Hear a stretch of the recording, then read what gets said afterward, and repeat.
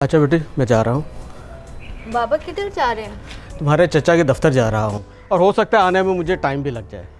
खैरियत से जा रहे हैं? अरे तुम्हारा रिश्ता लेने जा रहा हूँ और ऐसे कामों में टाइम तो लगता है ना। बाबा वो चचा इतने अमीर हैं, वो हमसे क्यों रिश्ता करने लगे भला? अरे क्यों नहीं करेगा?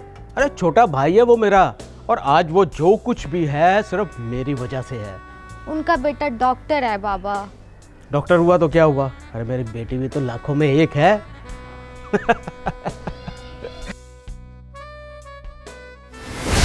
अस्सलाम वालेकुम। वालेकुम अस्सलाम। भाई साहब कैसे हैं? बस ठीक, अल्लाह का शुक्र। बैठे, मैं आपका इंतज़ार कर रहा था। मुझे पता था कि मेरा भाई मेरा इंतज़ार कर रहा है। आपकी तबीयत थोड़ी डाउन लग रही है। मैं काशिफ से कह के आपके लिए कोई ताकत की टैबलेट लिखवाता हूँ। नहीं भाई, बस उम्र का तकाजा है, और वैसे भी मैं तुमसे आज बहुत ज़रूरी बात करने आया हूँ। अच्छा, अब बोलें, खैरियत है ना? मैं चाहता हूँ कि हम अपने इस रिश्ते को और मजबूत कर लें। मतलब मैं समझा नहीं। मतलब कि मैं चाहता हूँ कि अंबर को तुम अपनी बेटी बना लो, काशिफ के लिए, और मेरी भी सारी टेंशन दूर हो जाए। देखें भाई साहब, कुछ बातें सोच समझ कर की जाएं तो ज़्यादा बेहतर होता है। मेरे बेटे काशिफ और अंबर का क्या जोड़ है भला? वो डॉक्टर है तो किसी डॉक्टर से ही शादी करेगा ना।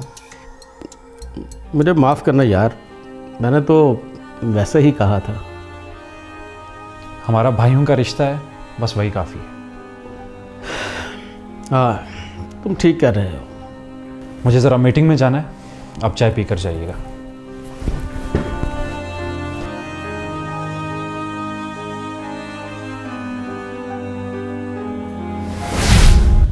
एक्चुअली द पॉइंट इज कि जब हम इसको मार्केटिंग के हिसाब से, एक्सक्यूज मी गाइस।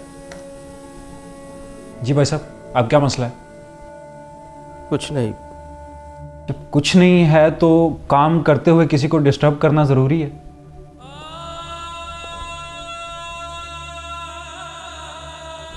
खुद तो तरक्की की नहीं है, किसी और को तरक्की करते देख नहीं सकते, रोज मुंह उठा के चले जाते। हाँ सॉरी गाइस। अच्छा, तो हम अपनी मार्केटिंग स्ट्रेटजी के बारे में डिस्कस कर रहे थे। क्या हुआ बाबा? पैसा इंसान को इतना बदल देता है कि मैं सोच भी नहीं सकता। आज के बाद हम चचा के घर नहीं जाया करेंगे। मैं ही था जो सारी उम्र की कमाई उन पे लगाता रहा, अपने बारे में सोचा ही नहीं। ना कुछ अच्छा खाया, ना अच्छा कुछ जमा किया, ना ही कुछ अपने लिए रखा, और सोचा ये था कि मेरा भाई पढ़ लिख कर कुछ बन जाए। और आज उसने मुझे ये सिला दिया। कितना मान था मुझे अपने भाई पर। बाबा आप परेशान ना हो, आपका मान मैं हूँ।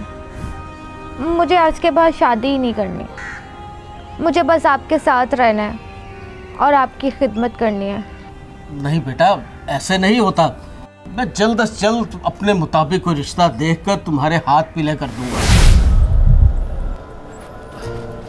अंकल, मेरी गाड़ी ख़राब हो गई है। यहाँ पे कोई इस तरह का होटल है जहाँ पे मैं खाना भी खा लूँ और 2 घंटे रुक भी लूँ? क्योंकि मैं यहाँ पे नया हूँ। नहीं बेटा, यहाँ पे तो कोई होटल है नहीं, और अगर तुम मुनासिब समझो तो मेरे घर पे चल के खाना खा सकते हो। मेहमान तो अल्लाह की रहमत होता है। नहीं अंकल, आपको क्या जहमत देनी? नहीं, जहमत की कोई बात नहीं। चलो मेरे साथ हो। वाकई अंकल, आप जैसे लोगों की वजह से ये दुनिया कायम है। और नहीं बेटा, मुझ जैसे गरीब ने क्या दुनिया को कायम रखना है। मुझ जैसे गरीब के घर में कोई मुसाफिर ठहर जाए तो ये भी अल्लाह का करम है। क्या पता अल्लाह मुझसे राज़ी हो जाए। आ जाओ बेटा, शर्माने की ज़रूरत नहीं है।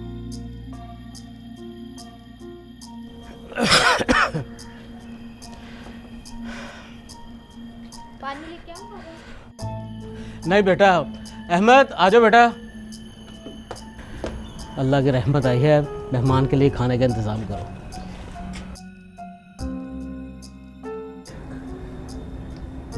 जी जी बाबा।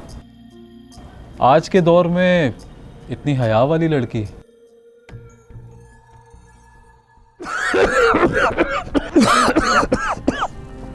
मेरी तबीयत तो दिन ब दिन ख़राब होती जा रही है। मेरे सिवा अंबर का इस दुनिया में और कोई भी नहीं है मेरे मालिक। जल्द अज जल्द कोई ऐसा वसीला बना दे कि मैं अंबर के हाथ पीले कर दूं। अंकल।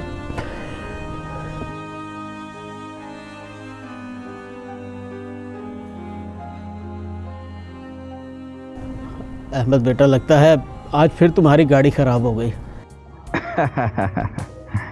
नहीं अंकल, गाड़ी तो ख़राब नहीं हुई, बस ज़िंदगी की गाड़ी को सहारा चाहिए। क्या मतलब? मैं समझा नहीं। अंकल, ये बातें तो बड़े करते हैं, बस माँ बाप के जाने के बाद मैं अपना सब कुछ आपको समझ कर कहना चाहूँगा।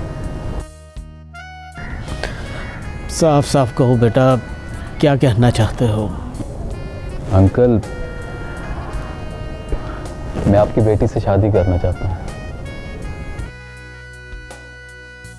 बेटा, मैं गरीब आदमी हूँ, मैं तुम्हारी हैसियत का नहीं हूँ, और वैसे भी कुछ भी नहीं है मुझे अपनी बेटी को देने के लिए। दौलत और शोहरत मानी नहीं रखती अंकल। जो तरबियत आपने अपनी बेटी की है, मेरे लिए सबसे बढ़कर वही है। और मैं उसी घर में शादी करना चाहता था जिसका कुल सरमाया उसकी बेटी हो। मैं आपसे वादा करता हूँ कि आपको कभी भी शिकायत का मौका नहीं दूंगा। मुझे मंजूर है बेटा, तुमसे अच्छा और बेहतर लड़का मेरी बेटी को मिल ही नहीं सकता। कितना मज़ा आ रहा है वॉक का ना। अल्लाह के नाम पे कुछ दे दो, अल्लाह के नाम पे कुछ दे दो। चचा आप? अंबर बेटा, आप? ये सब क्या है चचा? और आप यहाँ कैसे? बस बेटा, मैं तो भाई साहब से सही तरह माफ़ी भी नहीं मांग सका। उनके जाने के बाद मेरे हालात ख़राब ही होते चले गए। बाबा ने तो आपको कब का माफ़ कर दिया था। मेरा किया ही मेरे सामने आया है। जिस औलाद पर इतना मान था, उसी ने इन हालात तक पहुंचाया।